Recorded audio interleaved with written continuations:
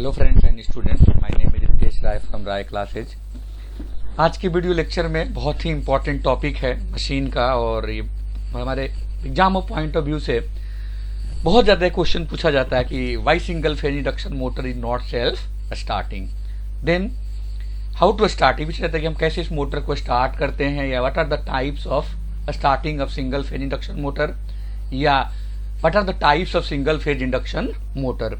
कौन कौन से टाइप्स होते हैं मोटर के, या कौन कौन से मोटर को स्टार्टिंग करने के टाइप्स होते हैं।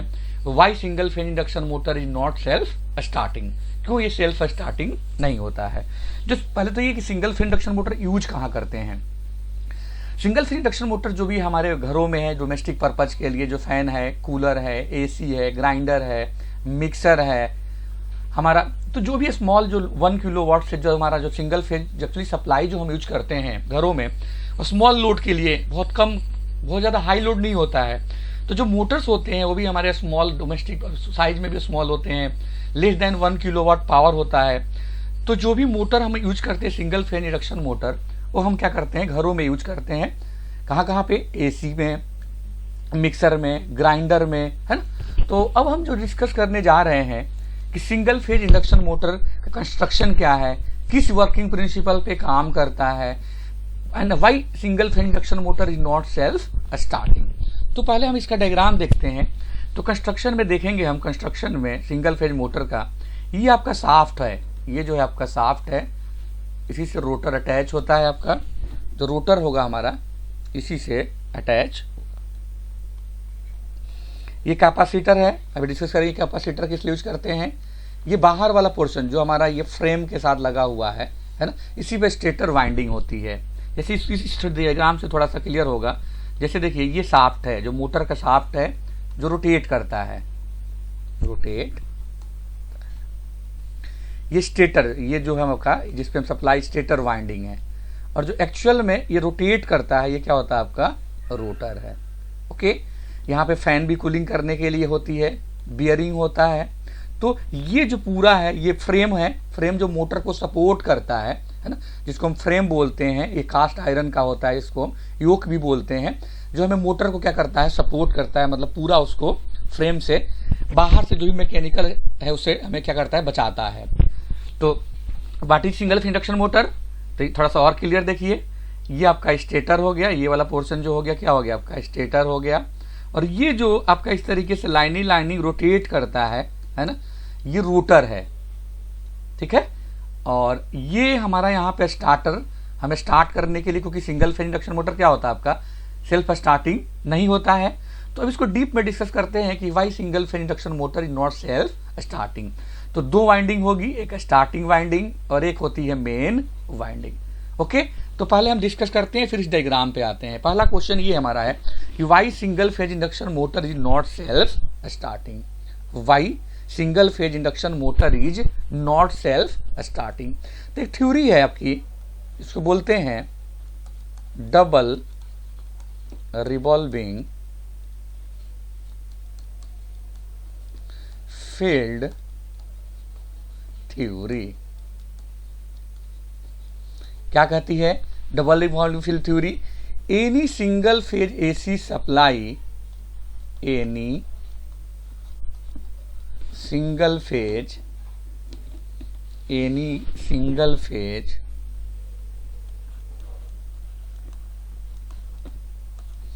AC supply, AC supply have 2 component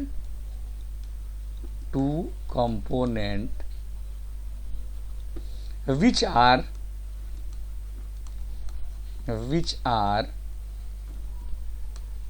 equal in magnitude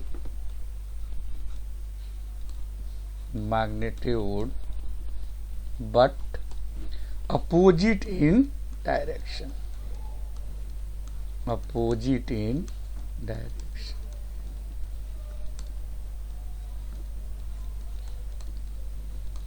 तो कोई भी सिंगल फेज एसी सप्लाई है उसके मेनली जो कंपोनेंट होंगे कितने होंगे आपके, 2 कंपोनेंट होंगे। ठीक है। और जिसका मैग्नीट्यूड क्या होगा आपका इक्वल होगा, लेकिन जो डायरेक्शन होगा क्या होगा आपका अपोजिट होगा। तो जैसे मान लीजिए जानते हैं हम लोग नो डायट, जैसे मान लीजिए सिंगल फेज जैसी सप्लाई है तो साइनसोडियल इन नेचर होता है। ओके, ये मान लीजिए थीटा है, तो एक हमारा पॉजिटिव आ गया, मान लीजिए इसकी वजह से हमारा क्या हो गया फॉरवर्ड फील्ड हो गया, और इसकी वजह से क्या हो गया निगेटिव पार्ट की वजह से क्या हो गया आपका बैकवर्ड फील्ड है। तो यदि मैं फ्लक्स की बात करूं, हमारा ये मैक्सिमम फ्लक्स है, तो according to double revolving field theory हमारा क्या होगा, ये दो पार्ट में होगा। एक होगा हमारा क्लॉकवाइज 5x/2 और दूसरा क्या होगा आपका एंटी क्लॉकवाइज 5x/2। तो ये थ्योरी यही कहती है कि कोई भी एसी सप्लाई होगा तो उसके क्या होगा आपके दो कंपोनेंट होगा, जिसमें मैग्नीट्यूड क्या होगा आपका इक्वल होगा, डायरेक्शन क्या होगा आपका अपोजिट होगा। तो जो फॉरवर्ड फील्ड है, यदि ये सिंगल फेज इंडक्शन मोटर है, whenever talking about single phase induction motor, single phase induction motor, तो जब हम सप्लाई देंगे, supply is given single phase, किसको to the stator, to the stator. थोड़ा हम कंस्ट्रक्शन डिस्कस कर लें फिर इस पॉइंट पे आते हैं। तो construction of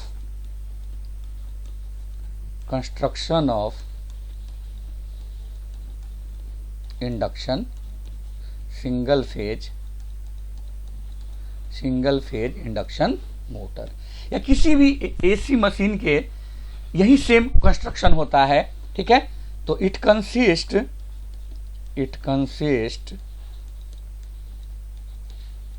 mainly two part, पहला stator, first one is stator जो स्टेशनरी होता है, क्या होता है stationary. Second one is rotor, और ये क्या होता है रोटेटिंग इन नेचर। तो सिंगल फेज इंडक्शन मोटर या कोई भी एसी मशीन के जो मेन पार्ट होंगे दो होते हैं, स्टेटर जैसा नाम है, स्टेटर मीन्स स्टेशनरी है ना, रोटर जैसा नाम है वैसे ही क्या हो आपका ये रोटेटिंग इन नेचर है। तो मेन पार्ट जो होता है स्टेटर होता है, स्टेटर पे स्टेटर वाइंडिंग करते हैं, रोटर पे रोटर वाइंडिंग करते हैं, और सप्लाई जो हम ऑलवेज देते हैं किस पे देते हैं स्टेटर पे। तो जैसे सिंगल फेज इंडक्शन मोटर है तो सप्लाई इज गिवन, क्या करेंगे सिंगल फेज सप्लाई देंगे, किसको स्टेटर को। तो ड्यू टू, अब वाई मैं डिस्कस करना चाह रहा हूं कि why single phase induction motor is not self starting. तो due to single phase AC supply, due to single phase AC supply to the stator,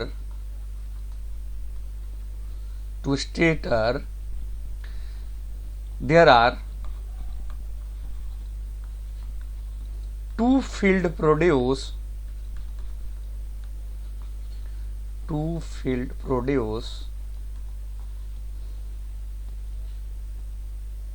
one is forward field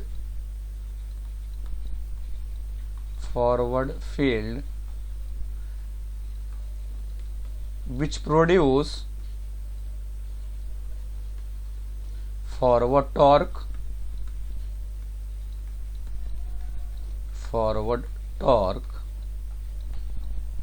note करते हैं T forward से, and another is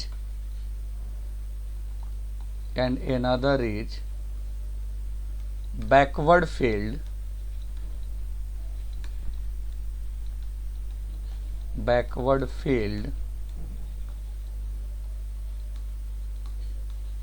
which produce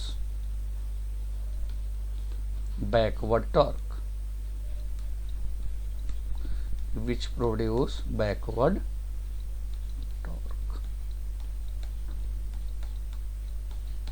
okay. दो field होगी, double revolving field हो रही है तो कहती है कि यदि सिंगल फेज एसी सप्लाई देंगे तो उसके दो कंपोनेंट होगा which are equal in magnitude but opposite in direction. ठीक है, तो यहां से आंसर हमारा याद करने वाली बात और है, both torque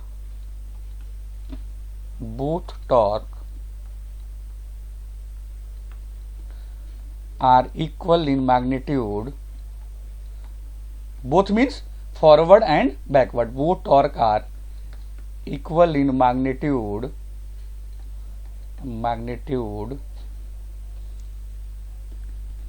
but opposite in direction,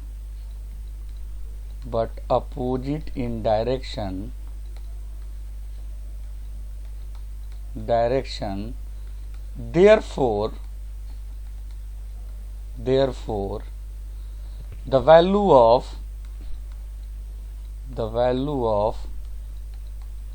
resultant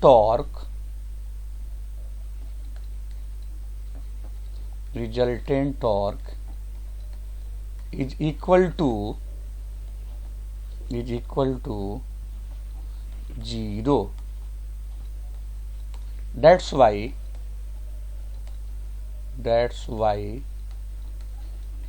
single phase induction motor is not self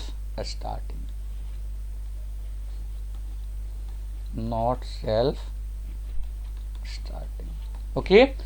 तो यहाँ पे मैं क्या बोल रहा हूँ कि जो टॉर्क है, रिजल्टेंट टॉर्क, दो टॉर्क प्रोड्यूस हो रहा है, एक फॉरवर्ड, दोनों इक्वल हैं, forward and backward torque, but opposite in direction है, तो रिजल्टेंट टॉर्क क्या होगा, T R equal to T forward minus T backward equal to 0। तो रिजल्टेंट टॉर्क की वैल्यू 0 होती है, दैट्स वाई जो हमारा सिंगल फेज इंडक्शन मोटर है जो सेल्फ स्टार्टिंग नहीं होता। जैसे ये फॉरवर्ड है, इसकी वजह से मान लीजिए कौन सा टॉर्क हो रहा है, फॉरवर्ड टॉर्क। ये बैकवर्ड है तो इसकी वजह से कौन सा टॉर्क हो रहा है, बैकवर्ड टॉर्क, क्योंकि हम सिंगल फेज एसी सप्लाई दे रहे हैं जो साइनसोडियल इन नेचर होता है ना। तो जो दोनों टॉर्क हैं, तो यहाँ पे जो रिजल्टेंट टॉर्क होगा T resultant T forward minus T backward, और इसकी वैल्यू क्या हो जाएगी 0। That's why single phase induction motor is not self starting. यही रीजन है कि हमारा जो मोटर होता है वो सिंगल फेज, वो सेल्फ स्टार्टिंग नहीं होता है। ठीक है, तो जब जैसे ये मोटर है हमारा, सिंगल फेज इंडक्शन मोटर है, तो अब करेंगे क्या कि हम इसको स्टार्ट, अब हम डिस्कस करेंगे हाउ टू स्टार्ट, फिर हम स्टार्ट कैसे करेंगे इस मोटर को, है ना।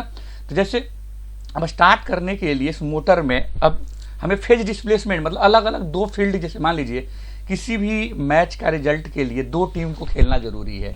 एक टीम खेल करके खुद ही जीत करके खुद ही नहीं जीत सकती, दो टीम खेलेंगी, जो भी ज्यादा रन बनाएगा वो क्या होगा, मैच को जीत जाता है। तो अब दो फील्ड डेवलप करेंगे, उसमें जो ज्यादा वाला फील्ड होगा दूसरे वाले को अपने तरफ क्या करेगा, अट्रैक्ट करेगा, और मोटर हमारा क्या करेगा, रोटेट करने लगेगा। तो अब इसके लिए डिफरेंट हमारा क्या है, मेथड ऑफ स्टार्टिंग है। तो नेक्स्ट वीडियो लेक्चर में हम इसको डिस्कस करेंगे कि हम हाउ टू स्टार्ट, हम कैसे स्टार्ट करते हैं। थोड़ा सा मैं डिस्कस करता हूं यहाँ पे, how to start single phase induction motor. अब हम करेंगे क्या, इस मोटर को एक तो एसी सप्लाई यहां से दे दिया, अब दो वाइंडिंग को स्प्लिट कर देंगे। एक वाइंडिंग मतलब क्वाइल होता है, क्वाइल्स को हम टर्न कर देते हैं।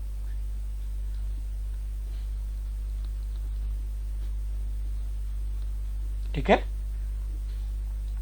ये आपका हम इसमें जो स्विच यूज करते हैं, सेंट्रीफ्यूगल स्विच बोलते हैं इसको, एस से डिनोट करते हैं, सेंट्रीफ्यूगल स्विच।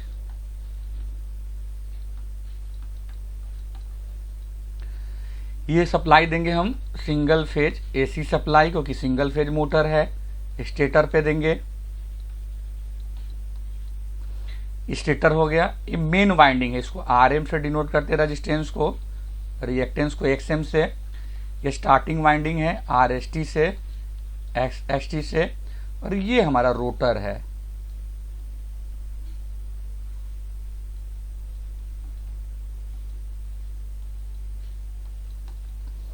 और इसी के अंदर हमारा क्या होता है, शाफ्ट होता है। ये हमारा रोटर हो गया। तो अब ये हमारी इसको बोलते हैं main winding, main winding, main winding, that's why RM and XM। और इस वाले पोर्शन को बोलते हैं हम लोग स्टार्टिंग वाइंडिंग, स्टार्टिंग, क्योंकि इसका ऑब्जेक्टिव क्या है, स्टार्ट करना। और एक्जुलरी वाइंडिंग भी बोलते हैं, एक्जुलरी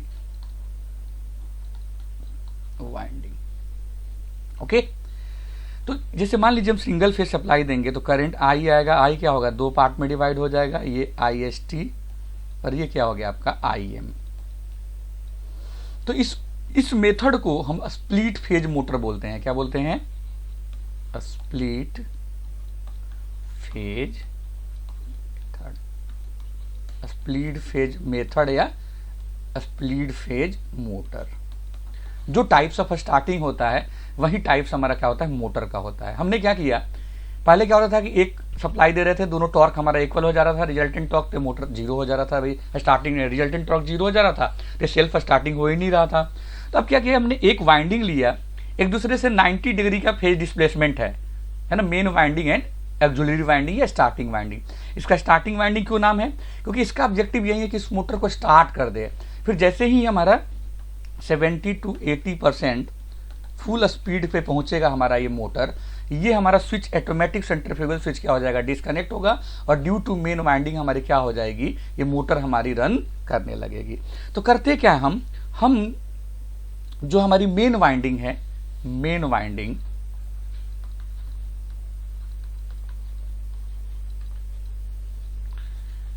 लो रजिस्टिव होती है, low resistive and highly inductive, highly inductive मतलब हाईली रिएक्टेंस है ना। सिमिलरली जो स्टार्टिंग वाइंडिंग होती है, स्टार्टिंग वाइंडिंग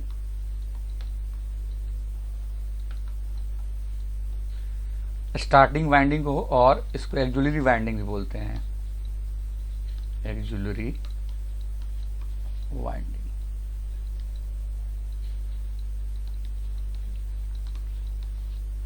ये क्या होती है हमारी, हाईली रजिस्टिव होती है, हाईली रजिस्टिव होती है, लो इंडक्टिव होती है, लो इंडक्टिव मतलब लो रिएक्टेंस। ओके, तो जैसे मैं बात करूं मेन वाइंडिंग का, तो RM है ना, तो RM की वैल्यू लो होगा और XM की वैल्यू हाई होगी। तो यदि मैं रेशियो निकालना चाहूं है ना, RM बाई XM और RST by XST, RM for main winding resistance, XM for main winding reactance, RST for starting winding resistance, XST for starting winding reactance. तो लो रेजिस्टेंस है, ये वैल्यू लो है और ये क्या है, हाई है, ये वैल्यू हाई है, ये वैल्यू लो है, तो किसका रेशियो ज्यादा होगा, इसका रेशियो हमारा क्या हो जाएगा, ज्यादा होगा। तो इस मेथड को, जो फेज स्प्लिट मेथड है, इसको हम बोलते हैं रजिस्टेंस स्टार्ट मेथड भी बोलते हैं, और रजिस्टेंस स्टार्ट मेथड। क्यों, क्योंकि हम रजिस्टेंस को क्या कर रहे हैं, वैरी कर रहे हैं, रजिस्टेंस स्टार्ट। तो यदि मैं यहाँ पे फेजर डायग्राम ड्रॉ करूँ है ना, तो यदि फेजर डायग्राम ड्रॉ करूँ इसका, तो पहले तो ये पैरेलल में है, कैसे पता चला, क्योंकि करंट हमारी डिवाइड हो रही है, आई हमारा क्या हो रहा है, दो पार्ट में डिवाइड हो जा रहा है, IST एंड IM। तो हम एक्स एक्सिस पे क्या ले लेंगे, वोल्टेज, क्योंकि पैरेलल में क्या होता है आपका, करंट डिवाइड होता है, वोल्टेज सेम रहता है। अब हम देख रहे हैं कि ये लो रजिस्टिव है, हाईली इंडक्टिव है, ये हाईली रजिस्टिव है, रजिस्टेंस ज़्यादा है तो करंट जो होगा हमारा क्या होगा, यदि प्योरली होता तो फेज एंगल हमारी दोनों का सेम होता, प्योरली होता तो दोनों का फेज एंगल सेम होता, तो ये क्या हो गया, φST। ये लो रजिस्टिव है, हाईली इंडक्टिव है, तो फेज एंगल हमारा क्या हो जाएगा, ज़्यादा हो जाएगा, ये हो जाएगा IM। तो एक फील्ड इसके वजह से डेवलप होगा, एक फील्ड इसके वजह से डेवलप होगा, और इन दोनों के रिजल्टेंट की वजह से जो रिजल्टेंट करंट होगी हमारी, वही क्या करेगी, टॉर्क प्रोड्यूस करेगी, है ना। तो इस फेजर को थोड़ा और अच्छे से बना दूं मैं, जैसे ये हमारा एक्स एक्सिस पे वोल्टेज लेंगे, क्यों, क्योंकि पैरेलल में है, IST करंट हमारी रजिस्टेंस ज़्यादा है तो ये एंगल क्या होगा, कम होगा, फाई एस टी। ओके, जब प्योरली रजिस्टिव होता है तो वोल्टेज करंट हमारा क्या होता है, सेम फेज में होता है। ये क्या हो जाएगा हमारा फाई एम। ये लो रजिस्टिव है, हाईली इंडक्टिव है, तो एक फील्ड इसके वजह से, एक फील्ड इसके वजह से, इन दोनों के रिजल्टेंट के वजह से रिजल्टेंट करंट होगी, और यही इन दोनों के बीच का जो एंगल होगा अल्फा, है ना। तो जो टॉर्क होता है, टॉर्क प्रोपोर्शनल टू क्या होता है, साइन अल्फा। तो अल्फा यहाँ 90 नहीं होता है, अल्फा की वैल्यू लेस देन 90 होती है, लेस देन 90 होती है। तो जो टॉर्क होता है ये लो होता है, ऐसे टॉर्क की जो वैल्यू होती है ना बहुत ज़्यादा हाई नहीं होती, लो। रीजन बिहाइंड दैट कि साइन 90 होता है तो मैक्सिमम वैल्यू होती है, अल्फा जितना कम होगा उतना ही हमारा टॉर्क की वैल्यू क्या होगी, कम होगी। इसीलिए इस मशीन को हम लोग, इस मेथड को बहुत कम यूज करते हैं। कहाँ पे यूज करते हैं, वॉशिंग मशीन हो गया, जैसे वॉशिंग मशीन, हमारा फैन हो गया, है ना, बहुत कम यूज करते हैं इस मेथड को। अब आते हैं पूरा प्रिंसिपल समझते हैं। हमने सप्लाई दिया, रेजिस्टेंस को वेरी कर दिया हमने, है ना। हमारा पर था कि हमारा जो रिजल्टेंट टॉर्क जीरो हो जा रहा था, अब जीरो नहीं होना चाहिए, अलग अलग फील्ड का अलग अलग चीजें करनी होगी, ठीक है। तो हम रेजिस्टेंस को वेरी करके करेंट का दो अलग अलग फील्ड डेवलप करेंगे, तो उसकी वजह से क्या होगा, ये हमारी दो करंट होगी, दो फील्ड होगा, और इन दोनों के इंटरेक्शन की वजह से हमारा क्या होता है, टॉर्क प्रोड्यूस करता है। और जैसे ही हमारा ये मोटर 60 to 80% पहुंचता है अपने फुल स्पीड पे, ये स्विच हमारा डिस्कनेक्ट हो जाता है। फिर due to help of the main winding हमारा ये मोटर क्या करता है, रोटेट करता है। इसीलिए इसको स्प्लिट क्यों बोलते हैं, क्योंकि हमने वाइंडिंग को स्प्लिट कर दिया दो पार्ट में, और इस तरीके से करते हैं कि दोनों के बीच का एंगल कितना हो, 90 डिग्री। रेजिस्टेंस स्टार्ट मेथड क्यों बोलते हैं, क्योंकि हम रेजिस्टेंस को क्या किया, हमने वेरी करके दो फील्ड डेवलप हुआ, और इनकी वजह से हमारा क्या हुआ, टॉर्क प्रोड्यूस किया। वही टॉर्क इस मोटर को क्या करेगा, स्टार्ट करेगा। तो इस मोटर को हम बहुत कम यूज करते हैं। रीजन बिहाइंड दैट की जो टॉर्क की वैल्यू होती है क्या होती है, कम होती है। नेक्स्ट वीडियो लेक्चर में हम डिफरेंट टाइप के मेथड ऑफ स्टार्टिंग डिस्कस करेंगे, और कहाँ पे कौन से मोटर का यूज करते हैं ये डिस्कस करेंगे। मेरे चैनल को लाइक एंड सब्सक्राइब करिए, सो दैट कि प्रॉपर सारी वीडियो देख पाए। Okay, thank you.